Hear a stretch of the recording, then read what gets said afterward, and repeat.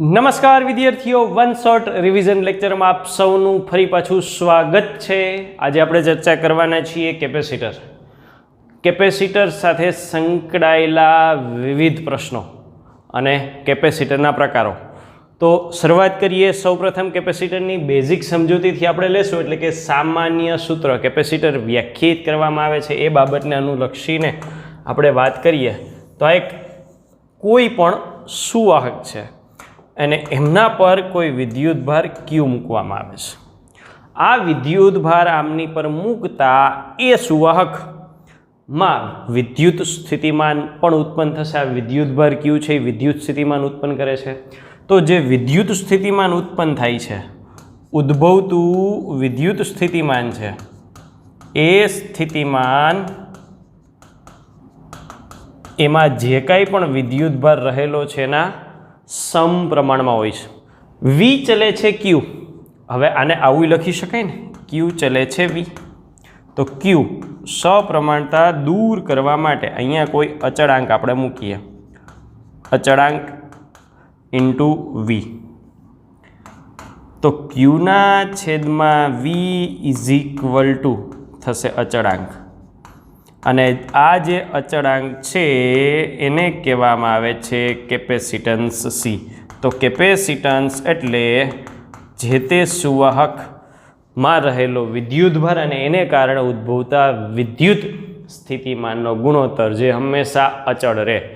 વિદ્યુતભાર બદલાય તો વિદ્યુત સ્થિતિમાન એની સાથે એવી રીતે બદલાશે કે ગુણોત્તર તો અચળ રહેશે જ, એમાં કોઈ ફેરફાર થઈ શકે નહીં। આ પ્રાથમિક કેપેસિટરની વ્યાખ્યા છે। આ સુવાહક છે એ મહત્તમ ક્યુ જેટલો વિદ્યુતભાર સંગ્રહી શકે ત્યાં સુધી એનું વિદ્યુત સ્થિતિમાન વી જેટલું વધે, એનાથી વધુ વિદ્યુતભાર આપો તો એ સંગ્રહ કરી શકે નહીં। એની ક્ષમતા એક ફિક્સ છે। કોઈ પણ ડોલ અથવા કોઈ પણ પાણીની ટાંકી છે તો એની પાણી સંગ્રહ કરવાની ક્ષમતા ફિક્સ છે। ઉદાહરણ તરીકે 1000 લીટરની ટાંકી છે તો તમે 200 લીટર નાખશો ચાલશે, 500 લીટર નાખશો ચાલશે, 700 લીટર નાખશો ચાલશે, 900 લીટર નાખો ચાલશે, 1000 લીટર એ ચાલશે, પણ 1100 લીટર નાખશો એટલે ટાંકીમાં તો 1000 લીટર જશે, બાકીનું 100 લીટર આજુબાજુમાં ઢોળાઈ જશે। એટલે એ ફિક્સ હશે કે વધુમાં વધુ કેટલો વિદ્યુતભાર આ કેપેસિટર છે એ સંગ્રહ કરી શકે। હવે આ જે વિદ્યુત સ્થિતિમાન અને વિદ્યુતભારના ગુણોત્તરની મદદથી આપણે જે કેપેસિટન્સની વ્યાખ્યા આપી તો એમનો એકમ શું થાય, તો કે એકમની વાત કરીએ તો આના પરથી જ જો લઈએ તો અંશમાં વિદ્યુતભાર એનો કુલમ સી એકમ, વિદ્યુત સ્થિતિમાનનો વોલ્ટ, ફેરેડે નામના વૈજ્ઞાનિક પરથી એને ફેરેડે પણ કહેવામાં આવે છે।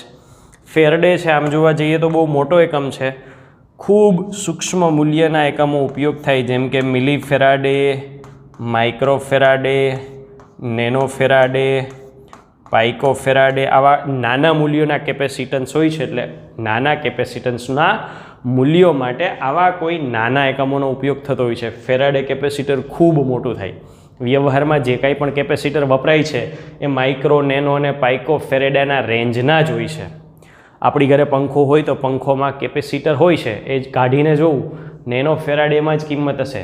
ઘરે પાણીની મોટર ચાલુ કરવા માટેની પેનલ આવે, એ પેનલમાં પણ કેપેસિટર જોજો, nano faraday, micro faraday, pico ફેરાડેની જ રેન્જનું હશે। તો આ થયું કેપેસિટરનું સામાન્ય સૂત્ર અને એનો એકમ।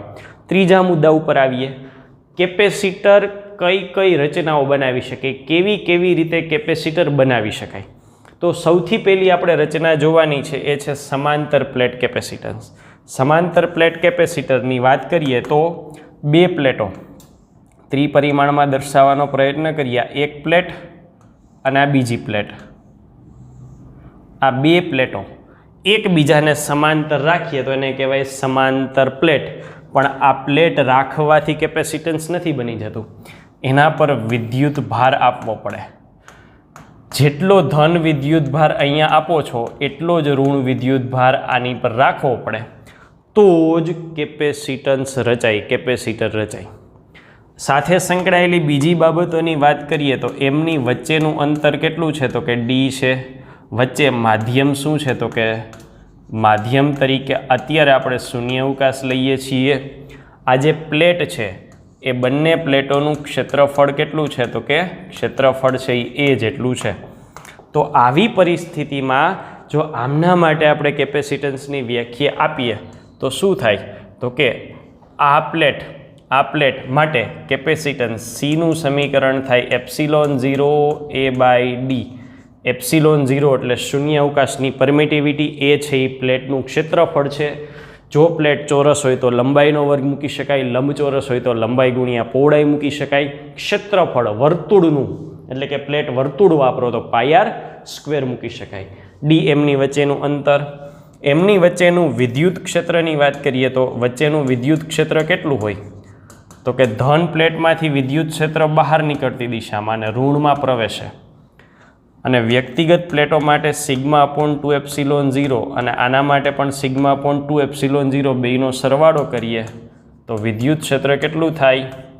σ/ε0 જેટલું થશે.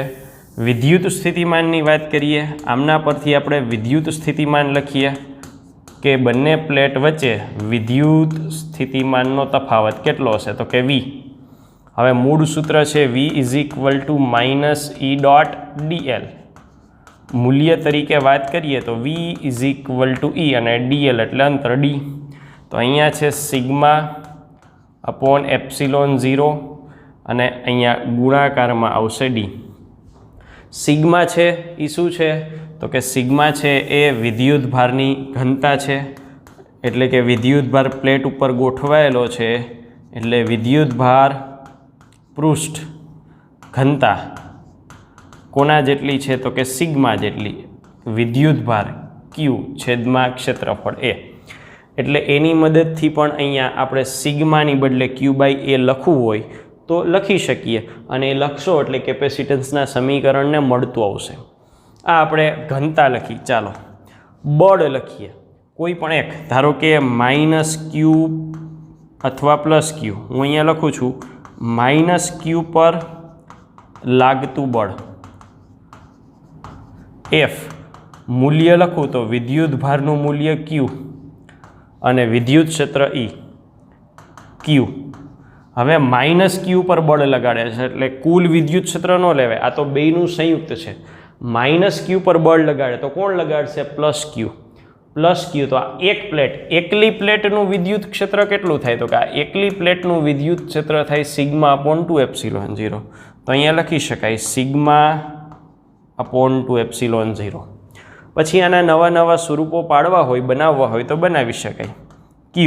ધારો કે આની પરથી આપણે લખવું હોય તો C = બેઝિક સમીકરણ શું છે? Q/V. આ એના પરથી જ મેળવેલું હોય તો Qની બદલે શું મૂકી શકાય? તો કે CV મૂકી શકાય. પછી સિગ્માનો ઉપયોગ અહીંથી કરવો હોય તો કરી શકાય. જો ધારો કે અહીંયા સિગ્માને કરતા બનાવો તો શું થશે? ε0V/d સિગ્મા અને છેદમાં શું છે? 2ε0. તો જુઓ જી ε0 કેન્સલ. કેટલું થયું? તો કે 1/2 CV²/d. તો આ કોઈ પણ એક પ્લેટ પર અન્ય પ્લેટ વડે લાગતા બળનું સમીકરણ થશે. તો આ સમાંતર પ્લેટ કેપેસિટર સાથે સંકળાયેલી બેઝિક બાબતોની આપણે ચર્ચા કરી. નેક્સ્ટ બીજી કઈ ગોઠવણી કેપેસિટર રચે છે? તો કે બીજી ગોઠવણી તરીકે એકલો ગોળો. ઉદાહરણ તરીકે આપણે હમણાં વાત કરી કે ભાઈ બે પદાર્થો, બે સુવાહકો હોવા જોઈએ. તો ઉદાહરણ તરીકે આ એક સુવાહક છે અને આ બીજું સુવાહક છે અને એમના પર વિદ્યુત ભારનું વિતરણ અહીંયા +Q લખું છું અને અહીંયા -Q લખું છું. હવે આમ તો આપણે બેઝિક એમની વચ્ચેનું અંતર d લઈએ છીએ, પણ આ d હું એવો લઉં, કેવો? તો કે ઇન્ફાઇનાઇટ, અનંત લઉં તો હવે આપણે વાત કરીએ વિદ્યુત સ્થિતિમાન. આ ગોળા પર એક પર અને આ ગોળો 2 છે તો એક પર વિદ્યુત સ્થિતિમાન કોણ ઉપજાવે? તો કે પોતાનો વિદ્યુત ભાર ઉપજાવશે વધતા આ વિદ્યુત ભાર પણ ઉપજાવશે. હવે ઉદાહરણ તરીકે આ જે ગોળો લીધો છે એ ગોળાની ત્રિજ્યા r છે, આની r છે એટલી જ છે. તો +Qનું વિદ્યુત સ્થિતિમાન r થશે, પણ આ વિદ્યુત ભાર કેટલા અંતરે આવેલો છે? ઇન્ફાઇનાઇટ. તો ખરેખર વધશે શું? તો કે V = KQ/r. આ તો કોઈ પણના છેદમાં ઇન્ફાઇનાઇટ 0 થઈ જશે. એટલે તંત્ર તરીકે ખરેખર શું લેવાનું છે? તો કે તંત્ર તરીકે આ એક ગોળો જ લેવાનો છે. પણ મેં બીજો શા માટે લીધો? કોઈને એવું થાય કે વ્યાખ્યા મુજબ બે વિદ્યુતભારો સમાન મૂલ્યના અને વિજાતીય વિદ્યુતભારોનું તંત્ર હોય તો જ કેપેસિટર બને એવું આપણે વ્યાખ્યામાં કહીએ છીએ. તો એક ગોળો કેમ કેપેસિટર બનાવે? તો એક ગોળો નહીં, બે જ લીધો, પણ બીજો ક્યાં લીધો? અનંતે. એટલે અનંતે કોઈ પણ વસ્તુ એની અસર કોઈ થવાની જ નથી. એટલે બે હેતુ આપણા ચરિતાર્થ થઈ જાય કે બે તંત્રો લેવા પડે અથવા તો બે સુવાહકો લેવા પડે. તો V is equal two KQ/R. હવે કેપેસિટન્સ Cના સૂત્રની વાત કરીએ તો કેપેસિટન્સ C કેટલું થાય? તો કે C is equal two Q/V. તો Qની કિંમત એમનેમ રહેવા દઈએ. V માટે આ સૂત્ર મૂકીએ KQ/R. Q કેન્સલ, છેદનો છેદ અંશમાં એટલે R/K. હજુ Kની બદલે 1/4πε0 લખી શકાય. તો છેદનો છેદ અંશમાં તો કેટલા થશે? 4πε0R. એટલે ગોળા માટે જો કેપેસિટન્સ કહે તો ગોળાનું કેપેસિટન્સ શું થાય? તો કે C is equal two R/K અથવા 4πε0R જેટલું થશે, જ્યાં R છે ગોળાની ત્રિજ્યા થાય. તો આ સેકન્ડ કેપેસિટન્સ કે જે એક જ ગોળો એક સુવાહક પદાર્થ રચે છે. આવી ત્રીજી રચનાની વાત કરીએ. ત્રીજી રચનામાં છે સમકેન્દ્રીય કવચો. તો દોરીએ સમકેન્દ્રીય કવચો એટલે એક જ કેન્દ્ર હોય એવા કવચો. કવચ નંબર 1, બે કિસ્સા સમજવા છે એટલે અહીંયા બીજું દોરું છું, અને એની અંદર કવચ નંબર 2. એક જ સરખી આકૃતિ દોરું છું પણ બે કિસ્સા સમજાવવા છે એટલા માટે. ચાલો નામ નિર્દેશન કરીએ. અંદર જે છે કવચ એની ત્રિજ્યા સ્મોલ a અથવા તો R1 એ કહી શકો. આપણે R1 R2 લઈએ છીએ એટલે R1 R2 થી જ લેશું. અંદર R1 અને બાર જે ત્રિજ્યા, બારની જે કવચ છે એની ત્રિજ્યા R2. બાર જે કવચ છે એની ત્રિજ્યા છે R2. તો એમના પરના વિદ્યુતભારની વાત કરીએ. અંદર જે છે એના પર વિદ્યુતભાર Q1 અને બાર જે ગોળો છે એના પર વિદ્યુતભાર Q2. સ્થિત વિદ્યુતના કેસમાં આના વિદ્યુત સ્થિતિમાન માટે આપણે ચર્ચા કરી જ છે. એ જ વસ્તુનો ડાયરેક્ટ તમે ઉપયોગ કરી શકો. બરાબર છે? તો ચાલો અહીંયા કેપેસિટન્સ મેળવવું છે. તો અહીંયા બે પ્રકારો કઈ રીતે પડે છે? તો કે આમાંથી, આ બંનેમાંથી એક ગોળાને અર્થિંગ કરેલું હોય. હવે ધારો કે આ કેસમાં હું લઉં છું કે આ બહારનો ગોળો અર્થિંગ કરેલો છે, અને આ જે કેસ છે એમાં હું એવું લઉં છું કે અંદરનો ગોળો અર્થિંગ કરેલો છે. બહારનો ગોળો અર્થિંગ કરેલો હોય એટલે બહારના ગોળાનું વિદ્યુત સ્થિતિમાન 0 હોય. સ્થિત વિદ્યુતમાં આપણે આ જ પોઈન્ટ લીધો તો એ જ બાબતની ચર્ચા છે ને. અહીંયા V1 અંદરના ગોળાનું વિદ્યુત સ્થિતિમાન 0 હોય. તો કેપેસિટન્સ માટે શું થાય? તો કે કેપેસિટન્સ માટે C is equal two Q/V. C is equal two Q/V એટલે Q1/V1 લેવાના થાય. અહીંયા શું થશે? તો કે Q/V is equal two Q2/V2 લેવાના થાય. હવે આ અનુસાર આપણે અહીંયા પરિણામી કેપેસિટન્સ મેળવી શકીએ. હવે આ કેપેસિટન્સ આપણે સીધું લખીએ SI એકમ એટલે કે MKS એકમમાં. તમને પ્રશ્ન થશે, અત્યાર સુધી આપણે કોઈ સમીકરણમાં એવું નથી કીધું કે MKS એકમમાં આ, તો આવું કેમ લખો છો? યાદ રાખવાની સરળતા માટે. અને બીજું આપણે ચર્ચા કરશું CGS એકમમાં. તો CGS એકમમાં સમીકરણનું સૂત્ર છે એ ખૂબ સહેલું થાય છે. શું કામ? તો કે સૂત્ર શું થાય છે? તો કે C is equal two R2 × R1 છેદમાં R2 - R1. અને આ કેસમાં C ઇઝ ઇક્વલ ટુ થાય છે R2² છેદમાં R2 - R1. હવે SI અથવા MKS એકમમાં જોઈએ ને પછી કહીએ કે શા માટે CGSમાં આવું લખ્યું?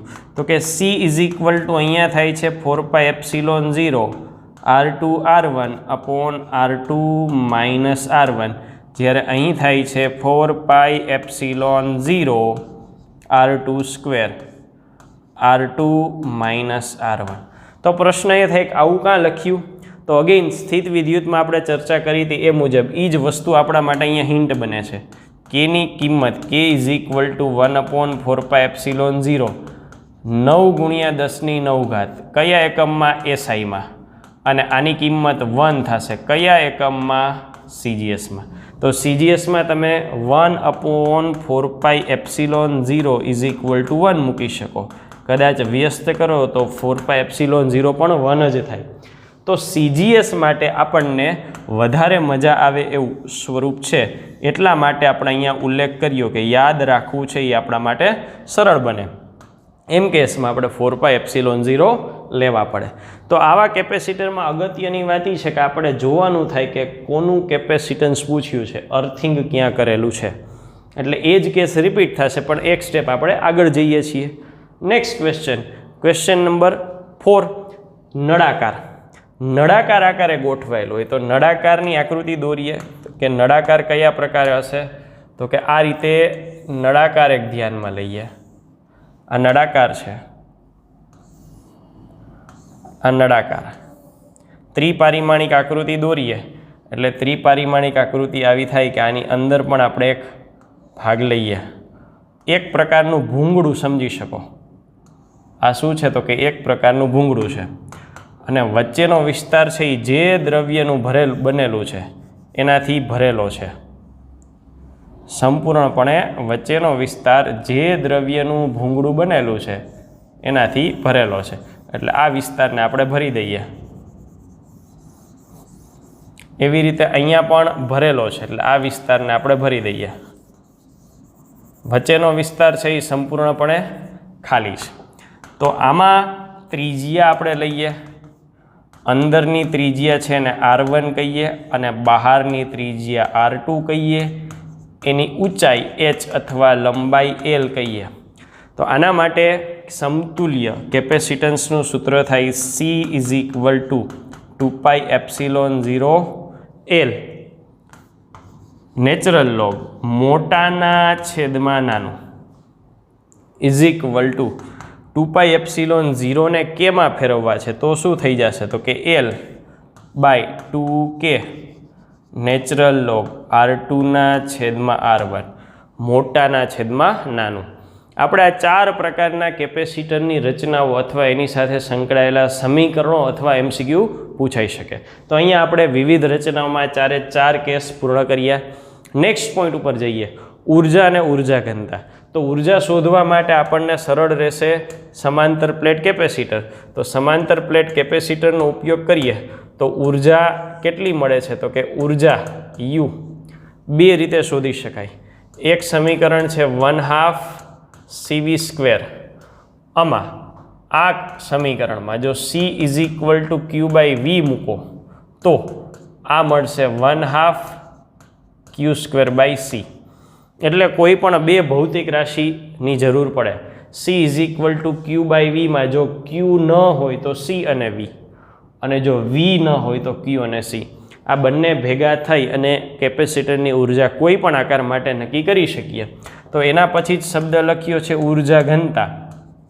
તો ઘનતા એટલે આપણે બેઝિકલી કહીએ છીએ દળના છેદમાં કદ, પણ અહીંયા શબ્દ વાપર્યો છે ઉર્જા ઘનતા. તો દળની બદલે આપણે શું લેશું, તો કે ઉર્જા લેશું, ઉર્જાના છેદમાં કદ. ઉર્જા ઉપર આપણે મેળવી જ છે. કેટલી મેળવી, 1/2 CV². કદ કેટલું, તો કે સમાંતર પ્લેટ કેપેસિટરની આકૃતિ આપણે દોરીએ તો આ પ્લેટ આ રીતે આપણે બે ગોઠવીએ છીએ. એમની વચ્ચેનું અંતર D છે અને પ્લેટનું ક્ષેત્રફળ એ છે. તો ટોટલ કદ કેટલું થાય, તો કે ટોટલ કદ થાય ક્ષેત્રફળ ગુણ્યા લંબાઈ = 1/2 mm. C ની બદલે લખીએ ε0A/d.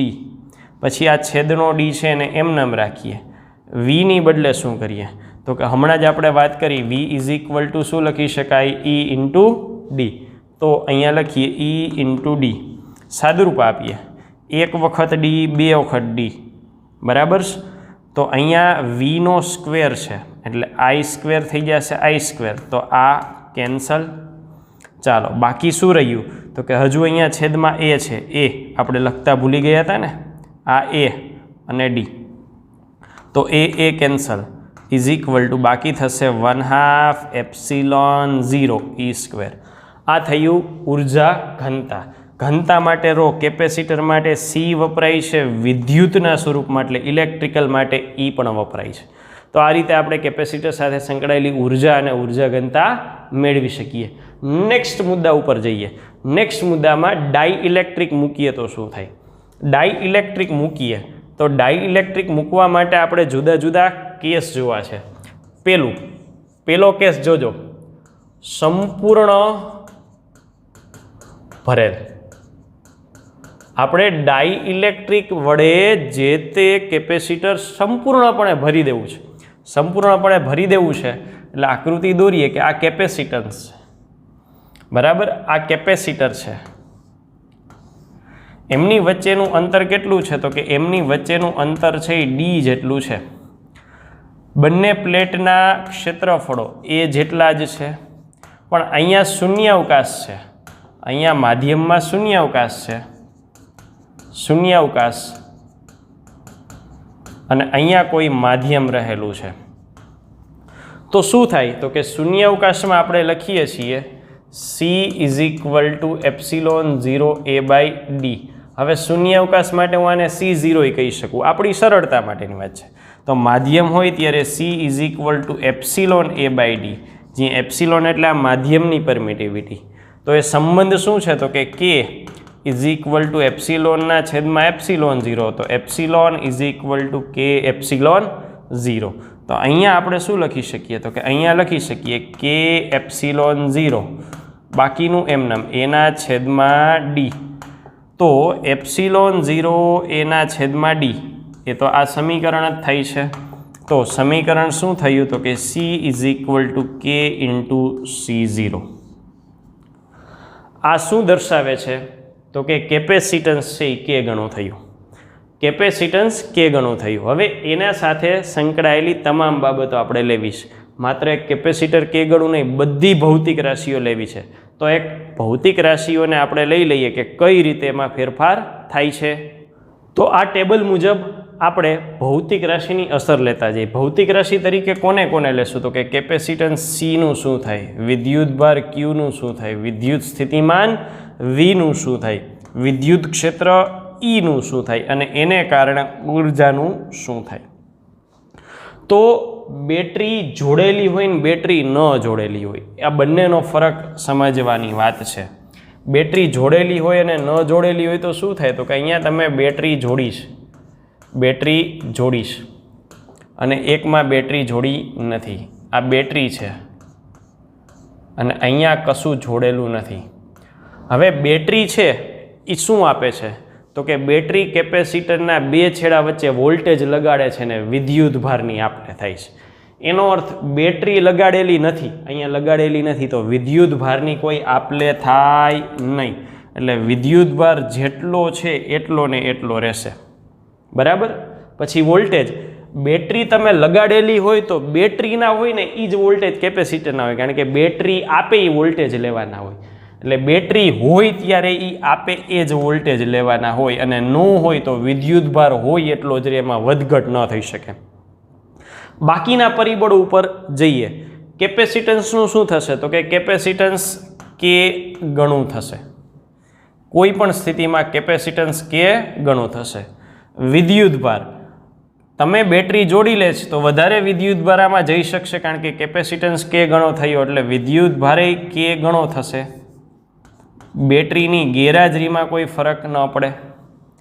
વિદ્યુત સ્થિતિમાન તમે જોડ્યું છે એટલે V જેટલું થાય, પણ તમે બેટરી જોડી નથી ત્યારે V ઇઝ ઇક્વલ ટુ આપણે શું લખીએ છીએ? 1/4πε0 Q/R. એટલે છેદમાં આવ્યું ને, અર્થાંત વોલ્ટેજ છે એ Kમાં ભાગનો થાય. એ જ રીતે વિદ્યુત ક્ષેત્રનું શું થશે? તો કે બેટરી જોડી છે એટલે વિદ્યુતભાર ખેંચી અને વિદ્યુત ક્ષેત્ર એટલું ને એટલું જાળવશે, પણ નહીં જોડી હોય ત્યારે Kમાં ભાગનું થશે. પછી ઉર્જાની વાત આવી તો ઉર્જા માટે આપણે કોઈ પણ એક સૂત્ર લઈએ. ધારો કે હું લઈ લઉં Q²/2C. બેટરી જોડી છે ત્યારે વિદ્યુતભાર K ગણો થયો એટલે K² Q² 2 અને Cની બદલે KC. એક ઘાત નીકળી જાય, અંશમાં એક વખત K વધ્યો, અર્થાંત ઉર્જા છે એ K ગણી થઈ. બેટરી જોડેલી નથી તો આ જ સમીકરણમાં વિદ્યુતભાર એમનેમ રહેશે, પણ કેપેસિટન્સ તો K ગણું થશે જ, તો ખાલી છેદમાં K વધ્યો, તો ઉર્જા છે એ Kમાં ભાગની થશે. તો આ રીતે જ્યારે તમે ડાઇલેક્ટ્રિક મૂકો છો ત્યારે કઈ ભૌતિક રાશિ કેટલા ગણી થાય ને એના માટે ખાસ એ શબ્દ જોવાનો કે બેટરી લગાડેલ છે કે નહીં. મોટા ભાગના કિસ્સા એવા હશે કે જેમાં બેટરી લગાડેલી હશે નહીં, પણ ટ્વિસ્ટ કરવો હશે, તમને ગોટે ચડાવવા હશે, તો એવા કેસમાં બેટરી લગાડેલી આપશે. અહીંયા આપણે જે વાત કરી સંપૂર્ણ ભરેલ કેપેસિટર માટે વાત કરી. હવે કેપેસિટર સંપૂર્ણ ભરેલ નથી તો માધ્યમમાં આ શું અસર જોવા મળે, એટલે અહીંયા લખીએ કે આંશિક ભરેલ છે. તો આંશિક ભરેલ છે, આંશિક ભરેલ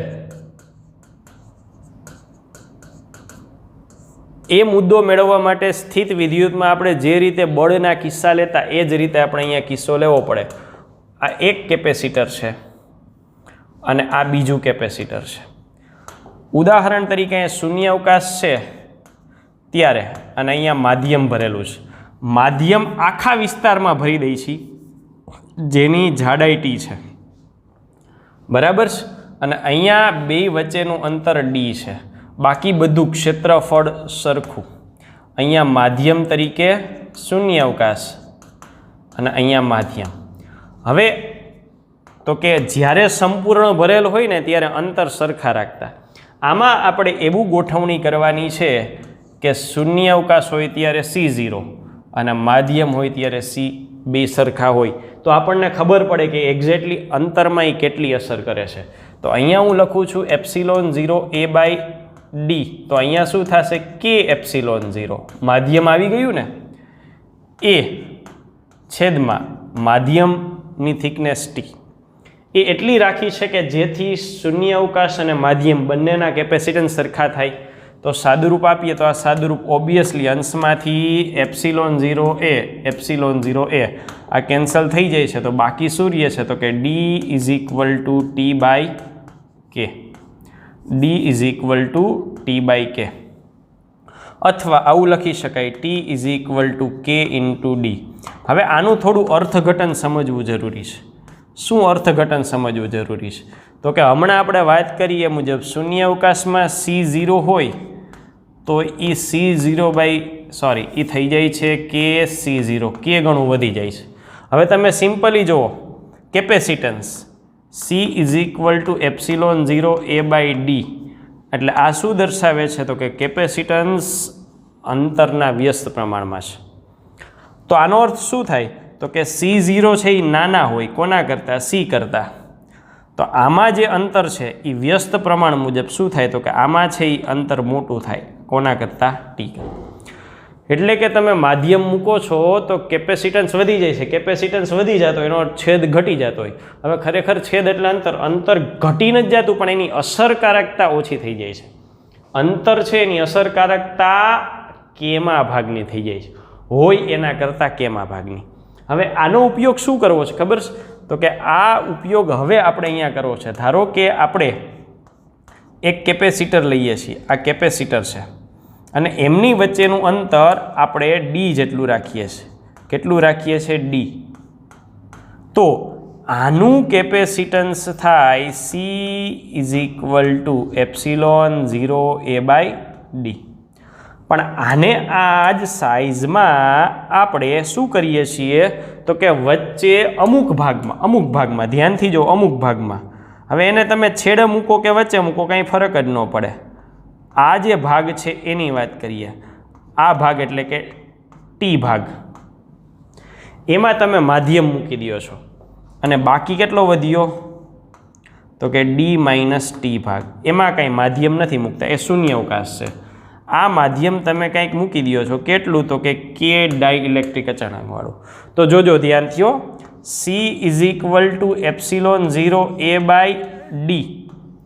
હવે ડીમાં કર્યું શું તો કે આટલો ભાગ પહેલાં કાપી નાખ્યો ને એટલે એ કેવડો છે T જેટલો, એટલે -T કરી નાખું. પછી માધ્યમ ઉમેર્યું, કેટલું K ડાઇલેક્ટ્રિકવાળું માધ્યમ ઉમેર્યું. K ડાઇલેક્ટ્રિકવાળું માધ્યમ ઉમેર્યું કોની બદલે? Dની બદલે. તો Dની બદલે ઉમેરો તો અસરકારકતા કેટલી થઈ જાય છે તો કે T/K ભાગની થઈ જાય. તો આ આપણને નવા કેપેસિટન્સનું સમીકરણ મળે. અને તમે જુઓ, જો ખાલી ઉદાહરણથી જો આ ઉદાહરણ તરીકે ડી છે ને એ ટોટલ હું અહીંયા લખું છું ઉદાહરણ તરીકે ડી છે ને એ 10 મીટર છે ઉદાહરણ તરીકે છે ડી 10 મીટર છે હવે આખું 10 મીટર છે ને આટલો ભાગ કાપી નાખ્યો એટલે હવે અંતર કેટલું થાય તો કે 10 માંથી હું 3 મીટર કાપી નાખું છું આ ટી કાપી હોય કેટલો છે 3 અને એની ડાઇઇલેક્ટ્રિક માધ્યમ 2 વાળો ભાગ મૂક્યો એટલે 3/2 પ્લસ 3/2 તો આ કેટલા થાય 10 માંથી 3 જાય તો 7 વત્તા 1.5 એટલે 8.5 અસરકારક અંતર પહેલાં કેટલું હતું 10 જેટલું હવે કેટલું થઈ ગયું 8.5 જેટલું અસરકારક અંતર છેદમાં છે છેદ ઘટી જાય તો જ કેપેસિટન્સ વધે ને કે ગણું થઈ જાય છે તો આંશિક ભરેલું હોય તો એટલું બાદ કરી નાખવાનું અને એના ભાગ્યા કે કરીને એટલું અંતર ઉમેરી દેવાનું શોર્ટકટ છે સરળતાથી સાબિત પણ કરી શકીએ તો આ રીતે ડાઇઇલેક્ટ્રિક મૂકતા કેપેસિટરમાં આ મુજબનો ફેરફાર થશે નેક્સ્ટ પોઈન્ટ ડાઇઇલેક્ટ્રિક મૂકીએ તો ડાઇઇલેક્ટ્રિકને કારણે અહીંયા આપણે જે માધ્યમનો ઉપયોગ કરીએ છીએ એની સાથે સંકળાયેલી અમુક ભૌતિક રાશિની વાત કરીએ તો અહીંયા હું ફરી પાછું સમાંતર પ્લેટ કેપેસિટર દોરું છું કારણ કે સમજવા માટે આપણને સરળ એ જ પડે છે આ સમાંતર પ્લેટ કેપેસિટર આની ઉપર પ્લસ વિદ્યુતભાર છે આની ઉપર માઇનસ વિદ્યુતભાર છે વચ્ચે તમે ડાઇઇલેક્ટ્રિક મૂકો છો ત્રિપરિમાણમાં હોય પણ અહીંયા ત્રિપરિમાણ દોરવું શક્ય નથી એટલે હું આ રીતે લખી નાખું છું તો પ્લસની નજીક માઇનસ અને માઇનસની નજીક પ્લસ આવું વિદ્યુતભાર આવશે અહીંયા જે વિદ્યુતભાર છે એને તમે ક્યુ કહો છો આ પ્લસ ક્યુ આ માઇનસ ક્યુ એ તમે પ્લેટ ઉપર આપ્યો છે ને એ વિદ્યુતભાર છે ક્યુ શું છે તો કે આપણે આપેલો છે એટલે એને મુક્ત વિદ્યુતભારે કહેવાય આપણે જેટલો આપવું હોય ને એટલો આપી શકીએ અને એને કારણે અહીંયા પ્રેરણ થાય છે ઋણ વિદ્યુતભારોને ખેંચે છે પ્રેરિત થાય છે પ્રેરિત થાય ને એને કહેવાય ક્યુબી બદ્ધનું ઇંગ્લિશ બાઉન્ડેડ બદ્ધ વિદ્યુતભાર હવે એને લીધે આપણે બે ભૌતિક રાશિઓ વ્યાખ્યાયિત કરી તો કે ઘનતા વિદ્યુતભાર ઘનતા સિગ્મા ઇઝ ઇક્વલ ટુ ક્યુના છેદમાં એ અને sigma B is equal to Q બીના છેદમાં એ આ મુક્ત આપણે જેટલું આપ્યું એના પ્રમાણે હોય આ તો કે એ પ્રેરણને કારણે હોય તો વિદ્યુત ક્ષેત્ર કેટલું રચાય તો કે આને કારણે રચાય છે એ વિદ્યુત ક્ષેત્ર ધનથી ઋણ તરફ એટલે E is equal to sigma upon epsilon 0 અને અંદર કઈ બાજુ રચાય તો કે અંદર ધનથી ઋણ એટલે આ તરફ રચાશે એ કયું તો કે EB is equal to sigma B upon epsilon 0 ધ્યાનથી જોજો તો ચોખ્ખું વિદ્યુત ક્ષેત્ર હવે સંજ્ઞામાં સરળતા રહે એટલે ચોખ્ખું વિદ્યુત ક્ષેત્ર માટે હું આને સિગ્મા 0 વડે અને બધાને 0 વડે દર્શાવતો છે તો ચોખ્ખું કેટલું થાય તો કે E0 માઇનસ EB કારણ આ જમણી તરફ છે આ ડાબી તરફ છે વિરુદ્ધ દિશામાં છે એટલે અહીંયા થાય sigma 0 minus sigma B upon epsilon 0 બરાબર છે આની ગોઠવણી લઈએ તો epsilon 0 capital E is equal to sigma 0 minus sigma B થાય ચાલો આ સમીકરણને આપણે યાદી માટે રાખીશું હવે શું થયું તો કે અંદર જે આપણે ડાઇલેક્ટ્રિક મૂક્યું એમાં આ જે ગોઠવણી થઈ એના કારણે ડાયપોલ પ્રેરિત થાય ડાયપોલ જુઓ જે આ મુજબ થશે ને બરાબર એક ધન વિદ્યુતભાર ને એક ઋણ વિદ્યુતભાર થઈને ડાયપોલ પ્રેરિત કરે એ ડાયપોલની વાત કરીએ ટોટલ ડાયપોલ મોમેન્ટ P પ્રેરિત ને આપણે શું કહેશું તો કે પ્રેરિત ડાયપોલ મોમેન્ટને PB એમની વચ્ચેનું અંતર કેટલું તો કે કેપેસિટરની બે પ્લેટ વચ્ચે હોય એટલું કેટલું હોય તો કે D એમની વચ્ચેનું અંતર અને વિદ્યુતભાર કેટલો તો કે એની અંદર પ્રેરિત કેટલો થાય QB જેટલો હજી તમને એમ થાય ને કે QBની કિંમત જોઈએ તો સ્થિત વિદ્યુતમાં આપણે કિસ્સો પણ લીધો છે કેટલો હોય તો કે Q0 બ્રેકેટમાં 1 માઇનસ 1 અપોન K સંજ્ઞા સહિત લખો તો અહીંયા હજુ માઇનસ નિશાની મૂકવી પડે આ ડાયપોલ મોમેન્ટ એ ડાયપોલ મોમેન્ટને અનુસરીને પોલેરાઇઝેશનની તીવ્રતા નક્કી થાય પોલેરાઇઝેશન એટલે કેપિટલ P એટલે ટોટલ ડાયપોલ મોમેન્ટ ના છેદમાં કદ, કેટલા કદમાં એને આ કામ કર્યું છે? તો આપણે અહીંયા લખીએ ડી અને ક્યુ બી, આટલો જ ભાગ આપણે લખીએ છીએ, ડી ઇન્ટુ ક્યુ બી. ચાલો, કદ કેટલું થાય? તો કે કદ આખા પ્લેટનું ક્ષેત્રફળ એ અને અંતર ડી, ડી ડી કેન્સલ, એટલે શું થયું? તો કે ક્યુ બીના છેદમાં એ, તો પોલેરાઇઝેશનની તીવ્રતા ક્યુ બીના છેદમાં એ એટલે કેટલી થઈ? સિગ્મા બી જેટલી. હવે આમાં સૌથી અગત્યની વાત શું છે એના ઉપર આવ્યા, તો કે ચાક માત્રા વિદ્યુત ડાયપોલ એ સદિશ છે, એને લીધે પોલેરાઇઝેશનની તીવ્રતા એ પણ સદિશ છે, આ પી છે એ સદિશ છે, અર્થાત સિગ્મા બી પણ કંઈક સદિશ થવો જોઈએ.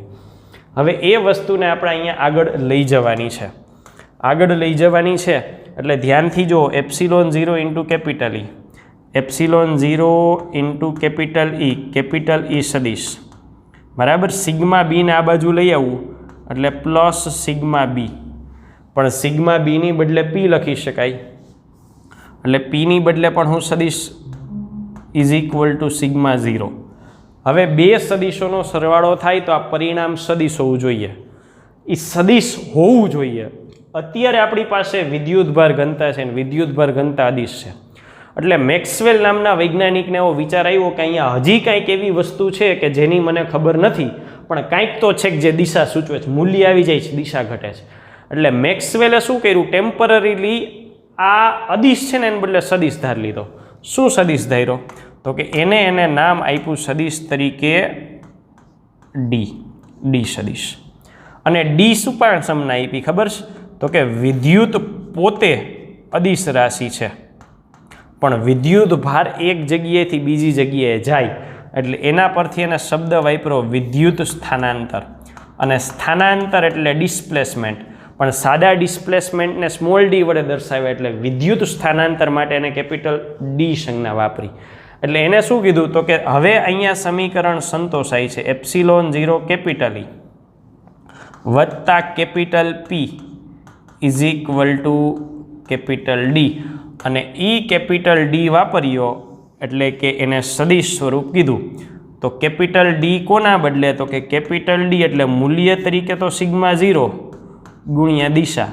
હવે દિશા કોની લેવી ને કેવી રીતે લેવી એ પ્રશ્ન હતો, એટલે હવે એના સોલ્યુશન તરફ આગળ વધીએ. આટલા પાર્ટમાં અગત્યની વાત સ્મોલ પીબી અને પોલેરાઇઝેશનની તીવ્રતા.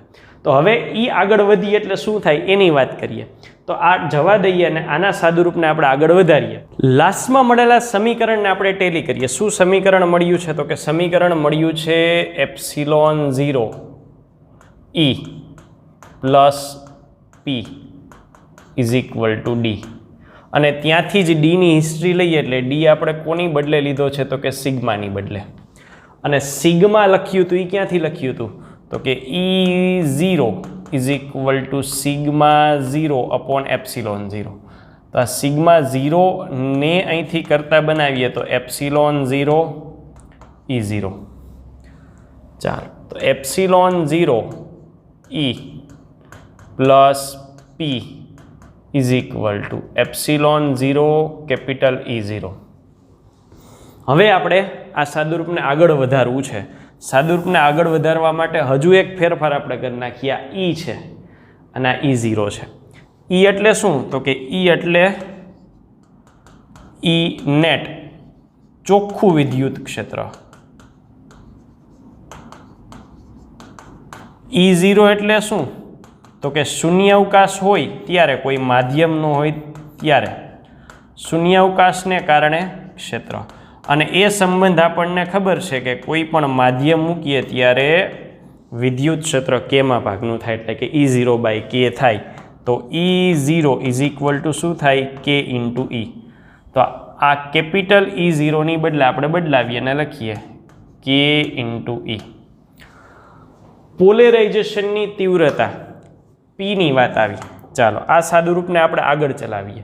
એટલે મૂલ્યની દ્રષ્ટિએ જો એપ્સિલોન 0 ઇન્ટુ ઈ અહીંયા આવે છે, એપ્સિલોન 0 ઇન્ટુ ઈ અહીંયા આવે છે, તો હું બધે ભાગી નાખું તો આખા સમીકરણને હું જો એપ્સિલોન 0 ઈ વડે ભાગું તો આ શું થાય? તો કે આ થશે 1 plus P epsilon 0 upon capital E is equal to K. आ समीकरण थशे अने अहींया डायरेक्ट आपणे के वडे भाग्या छे एटले अहींया बाकी रह्युं के। तो आ 1 मळ्युं capital P upon epsilon 0 capital E अने के। हवे एप्सिलॉन 0 इंटू ई आ पद शुं छे तो के पोलराइजेशननी तीव्रता चोखुं विद्युत क्षेत्र अने एप्सिलॉन 0। के पोते केवा छे तो के पोते अचळ छे 1 तो अचळ ज होय। हवे एनो अर्थ फरजियात आ भागने शुं थवुं पड़े अचळ थवुं पड़े। तो ए जे भाग अचळ थयो कयो P epsilon 0 into capital E. आ जे अचळ छे एने दर्शाववामां आवे छे काई ई वडे अने काई ई ने कहेवाय ससेप्टिबिलिटी। तो dielectric susceptibility chi e is equal to P epsilon 0 capital E. आ जे डाइइलेक्ट्रिक ससेप्टिबिलिटी छे ए कया एकममां छे MKS में है। खास ध्यान राखू तेने कारणे आ वस्तुने आपणे सादरूप में आगळ चलावीए तो आ थाय 1 plus chi e is equal to के। जो आ संबंध क्यारे साचो जो दरेक एकम MKS में होय तो। हवे आज समीकरण आ MKS में है आने CGS में फेरवो એટલે CGS में आ संबंध मळे छे chi e is equal to P ना छेदमा ई। पी ना छेदमा ई CGS में E0 नी किंमत केटली थई जाय छे तो के E0 नी किंमत आ केस में बधा सादुरूपने अंते 1 थई जाय छे CGS एकम में। तो अहींया तमे P अपॉन एप्सिलॉन 0 इंटू ई लखिया तो P अपॉन एप्सिलॉन 0 इंटू ई लखिया तो आ सादरूप में शू फरक पड़शे तो कि जो आ 1 हूँ एमनेम लखूँ छूँ प्लस P ना छेद में ई P ना छेद में ई एनी बदले शू लखीश काई ई एप्सिलॉन 0 एमनेम रहेशे इज इक्वल टू के। तो अहींया आ 1 ने सामे लई जाओ तो के -1 डाबी बाजू शू वध्या काई ई अपॉन एप्सिलॉन 0 एने आ तरफ लई जाओ तो chi e is equal to epsilon 0 into K -1 आ कया एकम में CGS में। आ खास ध्यान राखू MKS होय तो आ मुजब छे अने CGS होय तो आ मुजब छे। आपणा ध्यान में आवा बंने सूत्रों आवे छे पण क्यारेय खास प्रोपर स्पष्टता होती नहीं। बेयनुं फॉर्मेट सरखुं करवुं होय तो शुं कराय खबर छे काई ई आ 1 ने सामे जवा दઉં એટલે શું થઈ જાય તો કે કાઈ ई इज इक्वल टू के -1। MKS होय तो के -1 અને CGS होय तो एप्सिलॉन 0 वडे गुणीने के -1। लास्ट ईयर एटले के 2020 गुजकेट में CGS में पूछायेलो हतो अने त्यारे भूलो थई हती। ए भूलो न थाय एटला माटे खास ध्यान राखવું। तो आ डाइइलेक्ट्रिक मूकीए त्यारे ससेप्टिबिलिटीनी आपणे वात करी। नेक्स्ट पॉइंट उपर आवीए। चालो नेक्स्ट पॉइंट तरीके जोड़ाण। तो जोड़ाण आपणने ख्याल छे बे प्रकारना जोड़ाण कया कया तो कि एक श्रेणी जोड़ाण अने बीजू छे समांतर जोड़ाण। की पॉइंटनी वात करीए तो श्रेणी में आपणे आकृति दोरीए तो आ श्रेणी जोड़ाण थशे। समांतर में तो कि बधा एकबीजा साथे जोड़ायेला छे बधाना एक एक छेड़ा ने बीजा बीजा छेड़ा जोड़ायेला छे। इम्पोर्टન્ટ पॉइंट शुं छे 3। पहलो मुद्दो विद्युत भारनो शुं, बीजो मुद्दो विद्युत स्थितिमाननो शुं अने त्रीजो मुद्दो केपेसिटन्सनो शुं। विद्युत भार तो कि श्रेणी जोड़ाण में हमेशा समान रहे। विद्युत स्थितिमान समांतर जोड़ाण में समान रहे। चालो विद्युत भार समांतर जोड़ाण में अहींथी विद्युत भार जाए ने तो जुदा जुदा भागों में वहेंचणी पामे एटले विद्युत भार छे एनी वहेंचणी थाय 1 2 3 आवी वहेंचणी थशे। ए ज रीते वोल्टेज में તો કે શ્રેણી જોડાણ હોય ત્યારે આવી વહેંચણી થાય. કેપેસિટર તો કે શ્રેણી જોડાણમાં સમતુલ્ય કેપેસિટન્સ 1/C1 1/C2 એટલે કે વ્યસ્તનો સરવાળો નાનું થતું જાય. શ્રેણી જોડાણમાં સમાંતર જોડાણમાં સીધો સરવાળો એટલે કે મોટું થતું જાય. હવે આ બે કેસ માટે આ આપણે સામાન્ય વાત કરી, પણ મોટે ભાગે આ કિસ્સાઓ છે ને એમાં બે કેપેસિટર ને સંલગ્ન કિસ્સાઓ ખૂબ આવે છે. તો એ બે કેપેસિટરને સંલગ્ન કિસ્સાઓ ધ્યાનથી જોવા જરૂરી છે, સરળતાથી શોર્ટકટથી સોલ્વ કરી શકાય. શું છે તો કે અહીંયા આપણને આ કિસ્સા આપ્યા છે, એના બદલે આપણે બે કેપેસિટર હોય એવા જ કિસ્સા લઈએ. એટલે અહીંથી આપણે બે કેપેસિટર અને બે કેપેસિટર આવા બે કિસ્સાઓ ધ્યાનમાં લઈએ. તો બે કેપેસિટર એકબીજા સાથે શ્રેણીમાં હોય અને બે કેપેસિટર એકબીજા સાથે સમાંતરમાં હોય. ચાલો ખાસ જોવું, અહીંયા આપણે શું કીધું તો કે અહીંયા આપણે કીધું કે ભાઈ ક્યુ સમાન છે. વહેંચણી કોની થઈ છે તો કે v is equal two v1 plus v2 થાય છે. તો વહેંચણી માટેનો શોર્ટકટ શું, ખાસ જોજો. તો કે વહેંચણી માટેનો શોર્ટકટ થોડો ઘણો યાદ હોય છે, પણ ક્યારેક નંબર લખવામાં ભૂલ થતી હોય છે.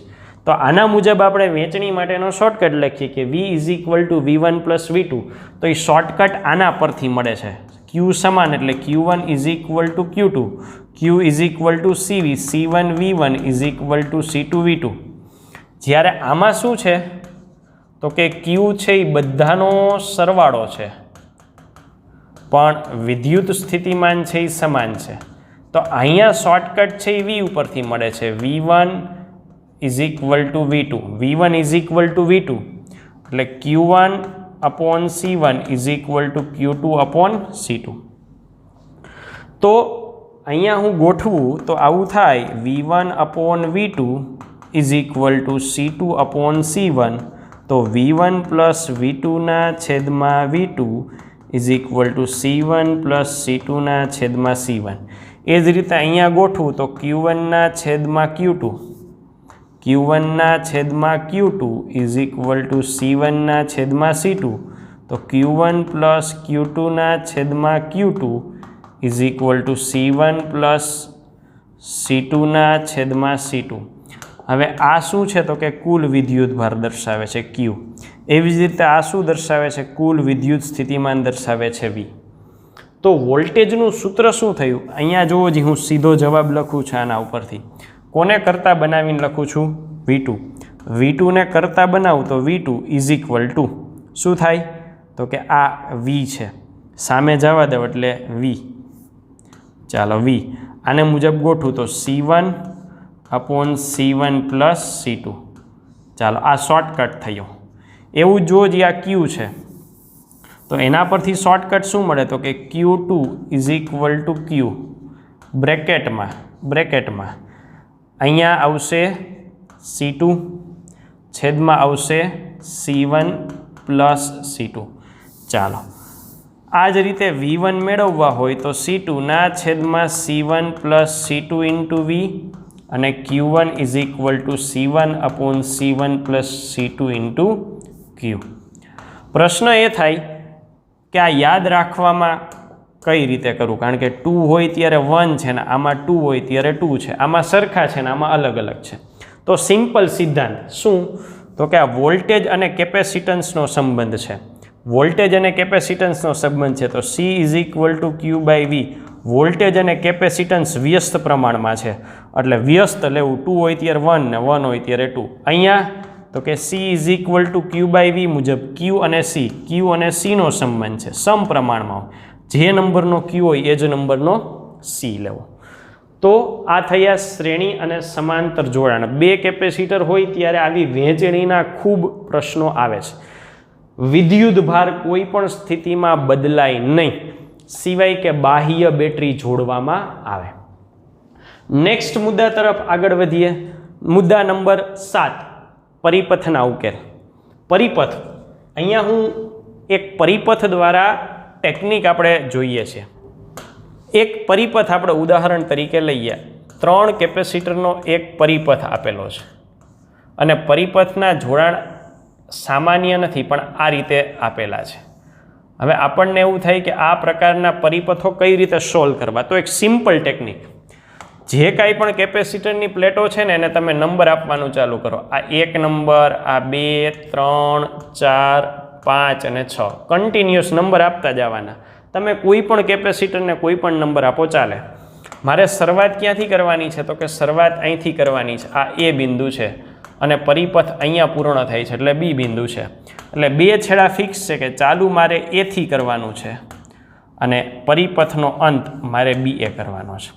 હવે શું કરું, તો કે જોઉં એ નંબરના છેડા સાથે સીધા જોડાયેલા હોય એવા નંબરો ગોતવાના છે. જો એ આરે સીધો કોણ જોડાયેલો છે, 1 નંબર છે. પછી અહીંથી આમ જાવ તો અહીંથી 4 નંબર અને અહીંથી 5 નંબર. એ આયરે એકડો જોડાયેલો છે, વચ્ચે કાંઈ નથી. પછી અહીંથી અહીંયા જાવ તોય ચોગડો છે, અહીંથી અહીંયા જાવ તો પાંચડો છે. વચ્ચે બીજું કાંઈ ન આવવું જોઈએ. સાદો તાર તો હોય પણ આવા કોઈ સાધનો ન આવ્યા જોઈએ. એટલે મને એવી ખબર પડી કે એક આરે 3 જણા જોડાયેલા, 3 જણા, 1, 2 અને 3. કઈ કઈ, તો કે 1 નંબરની પ્લેટ જોડાયેલી હતી, બરાબર. પછી 4 નંબરની જોડાયેલી હતી અને પછી 5 નંબર. હાલો 1 લખો એટલે સામે 2 લખી નાખો. 4ની સામે કોણ છે, 3 લખી નાખો અને 5ની સામે કોણ છે, 6 લખી નાખો. ચાલો એને આપણે લંબાવી દઈએ. હવે ખુલ્લા છેડાથી આગળ વધીએ. 2 નંબરના છેડાને પહેલાં સોલ્વ કરીએ. 2 નંબર કોની યારે જોડાયેલો છે, તો કે 2 અહીંયા 3ને અડી જઈશ. 3ને અડી જઈશ એટલે 2 ને 3 અડાડી દો. પછી 2 જો અહીંથી જાય એટલે અહીંથી 6ને અડી જઈશ. 2 નંબર અહીંથી 6ને અડી જઈશ. આ તો બધું પૂર્ણ થઈ ગયું. પછી 2 નંબર અહીંથી જઈ અને બીને અડી જાય છે, તો 2 નંબરને બીને અડાડો. તો જો ત્રણેય કેપેસિટરો એકબીજાને સમાંતરમાં આવી ગયા. કોઈ પણ પ્રકારનું નેટવર્ક હોય આ રીતે પ્રોપર નામ નિર્દેશન કરીને 1 by 1 લેતા જાઓ એટલે આપણે આરામથી સોલ્વ કરી શકીએ. હજુ એક ઉદાહરણ લઈએ અને આપણે શ્યોર કરીએ કે કઈ રીતે આ કરી શકાય. તો હજી આવું એક ઉદાહરણ લઈએ જેમાં આપણે થોડા વધારે કેપેસિટરો લઈએ, 2, 3, 4 અને 5. નેટવર્ક દોરીએ.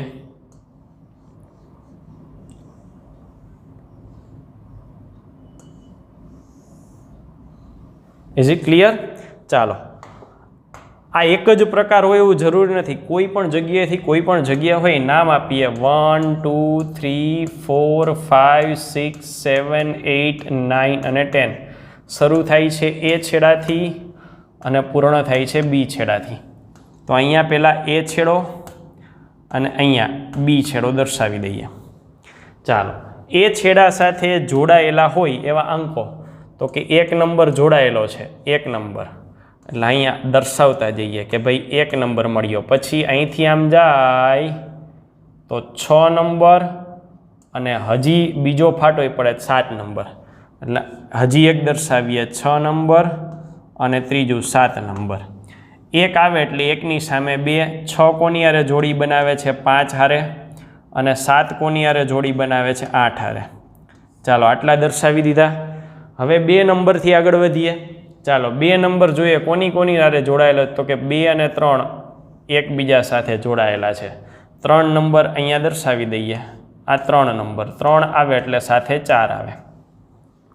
ચાલો 5 નંબરની વાત કરીએ. 5 કોની કોની સાથે જોડાયેલો છે, તો કે 5 જો 4 સાથે જોડાયેલો છે એટલે 5 ને 4ને જોડી દઉં. પછી અહીંથી જો હજી 5 છે એ 10 નંબર સાથે જોડાયેલો છે અને 5 છે એ બી સાથે જોડાયેલો છે એટલે 5 ને બીને જોડી દઉં અને 10 નંબર એટલે 5 છે એને 10 નંબર લઈ લઉં. 10 અને 10ની સામે 9. આઠડો જો હજી 8 અને 9, 8 અને 9. આ બંને એકબીજા સાથે શ્રેણીમાં, આ બંને એકબીજા સાથે શ્રેણીમાં. પછી 3 ભાગ થાય, 1, 2 અને 3. આ ત્રણેય એકબીજા સાથે સમાંતરમાં. તો આવી રીતે કોઈ પણ પરિપથના જોડાણ આપણે ઉકેલી શકીએ. નેક્સ્ટ પોઈન્ટ ઉપર જઈએ. પોઈન્ટ નંબર 8, ચાર્જિંગ અને ડિસ્ચાર્જિંગ. ઘણી બધી વખત કેપેસિટરને ચાર્જિંગ અથવા તો ડિસ્ચાર્જિંગ કરવા માટે છોડવામાં આવે. ચાર્જિંગ એટલે તમે બેટરીથી એને ચાર્જ કરો છો, અને ડિસ્ચાર્જિંગ એટલે એને કેપેસિટરમાં જે વિદ્યુત ભાર છે એ તમે દૂર કરો છો. ચાર્જિંગ અને ડિસ્ચાર્જિંગ માટેના જો સામાન્ય પરિપથ દોરીએ તો સામાન્ય પરિપથ આવા થાય કે એક અવરોધ છે અને કેપેસિટર છે. એક અવરોધ છે અને એક કેપેસિટર છે. ચાર્જિંગ કરવું હોય તો તમારે એને બેટરી સાથે જોડવું પડે. ચાર્જિંગ કરવું છે એટલે પહેલાં હું અહીંયા પહેલું ટાઇટલ આપણે અહીંયા લખશું ચાર્જિંગ કરવું છે અને બીજા કેસમાં આપણે કરવું છે ડિસ્ચાર્જ. ચાર્જિંગ કરો એટલે પ્રારંભ છે, પ્રારંભમાં કેપેસિટર પર કોઈ પણ પ્રકારનો વિદ્યુતભાર હોય નહીં. અને ડિસ્ચાર્જ કરો એટલે પ્રારંભમાં પૂરેપૂરો એ સમાવી શકે એટલો મહત્તમમાં મહત્તમ વિદ્યુતભાર હોય. મહત્તમને QM વડે દર્શાવાય, Q0 દરેક બુક પોતપોતાની રીતે દર્શાવે છે. બરાબર છે. હવે આને તમે ચાર્જિંગ કરવા માટે બેટરી સાથે જોડો. આ બેટરી સાથે જોડાય. આ જે બેટરી છે એ 20 વોલ્ટની છે એટલે કેપેસિટર કંઈ તરત ચાર્જ નહીં થઈ જાય. અહીંથી પ્રવાહ વહે, આ અવરોધ R છે, કેપેસિટન્સ C છે ને અહીંયા કન્ટિન્યુઅસલી ધીમે ધીમે કેપેસિટર વિદ્યુતભાર મેળવતો જશે. એ વિદ્યુતભાર મેળવતો જશે અને એના માટે જો તમે ગ્રાફ દોરો તો જે તે સમયે સમય આ અક્ષ ઉપર તમે સમય દર્શાવો અને અહીંયા વિદ્યુતભાર દર્શાવો, અહીંયા સમય દર્શાવો અને અહીંયા વિદ્યુતભાર, તો એવું જોવા મળશે દરેક સમયે તમે વિદ્યુતભારના મૂલ્ય માપશો ને તો આ પ્રકારના મળશે. ધીમે ધીમે વધતા વધતા પછી અચળ થઈ જશે. કોના જેવી વાત છે? ટાંકી ખાલી હોય ને તમે પાણી નાખો છો તો ધીમે ધીમે પાણીની ટાંકી ભરાતી જશે. પૂરેપૂરી ભરાઈ જાય પછી વધારે નાખો તો એ બહાર નીકળી જશે, સમાવી શકે ને એની મહત્તમ ક્ષમતા સુધી થાય. અને આ જે સમય લાગે છે એને કહેવાય સમય અચળાંક. તો સમય અચળાંક શું છે? તો કે ચાર્જિંગ થવા માટેનો સમય અચળાંક એને ટો વડે દર્શાવાય. એ છે RC જેટલો. એ બંને માટે સરખો રહીએ. અહીંયા ડિસ્ચાર્જ થશે, ધીમે ધીમે ખાલી થતું જશે અને એક સમય એવો આવશે કે સંપૂર્ણપણે 0 થઈ જશે. ચાલો, RC જેટલા સમય હોય તો પ્રારંભમાં આ રીતે થતું હોય. પછી વચગાળાનો સમય કે જ્યારે ચાર્જિંગ ચાલુ છે, હજી વિદ્યુતભાર ચાર્જ કરે છે ત્યારે વિદ્યુતભાર કેટલો હોય? તો કે ત્યારે વિદ્યુતભાર હોય Q0 1 - e raised to -t/τ જેટલો હોય, જ્યાં τ એટલે RC. ક્યારે? ચાર્જિંગ થાય છે ત્યારે.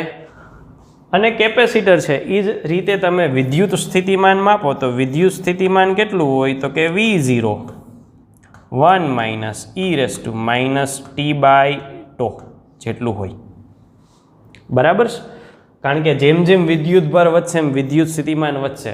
હવે આ સ્થિતિ છે ને તમે આગળ વધારી જાઓ એટલે ગમે તેટલા આગળ જાઓ, T ઇન્ફાઇનાઇટે પહોંચો તો અનંત સમયે ધ્યાનથી જોજો ઈની માઇનસ અનંત ઘાત. હવે જો આને હું લખું આટલા પાર્ટને ઈની માઇનસ અનંત ઘાત એટલે શું થાય? 1/e અનંત ઘાત એટલે 1/અનંત એટલે 0.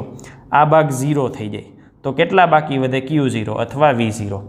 એટલે મહત્તમ અનંત સમય સુધીમાં એ મહત્તમ ચાર્જ થયા હોય. ખરેખર અનંત સમય ન લે, અમુક સમય પછી થઈ જાય એ ટો જેટલો હોય છે. તો આ વચગાળો અને અંતિમ સ્થિતિ શું આવે? અંતિમ એટલે આપણે જે અહીંયા વાત કરી એ અંતિમ સ્થિતિ શું આવે? તો કે અંતિમ સ્થિતિએ વિદ્યુતભાર પૂરેપૂરો ભરાઈ ગયો હોય, વિદ્યુત સ્થિતિમાન પણ પૂરેપૂરું ભરાઈ ગયું છે. તો આ ચાર્જિંગ માટે વાત થઈ. એનાથી ઊંધી પ્રક્રિયા એટલે ડિસ્ચાર્જ એટલે ખાલી થવાનું. પ્રારંભમાં કેટલો હોય? Q0 જેટલો હોય. એના પછીની વચગાળાની કોઈ સ્થિતિ લઈએ, આ પ્રક્રિયા ચાલુ હોય ત્યારે શું થતું હોય?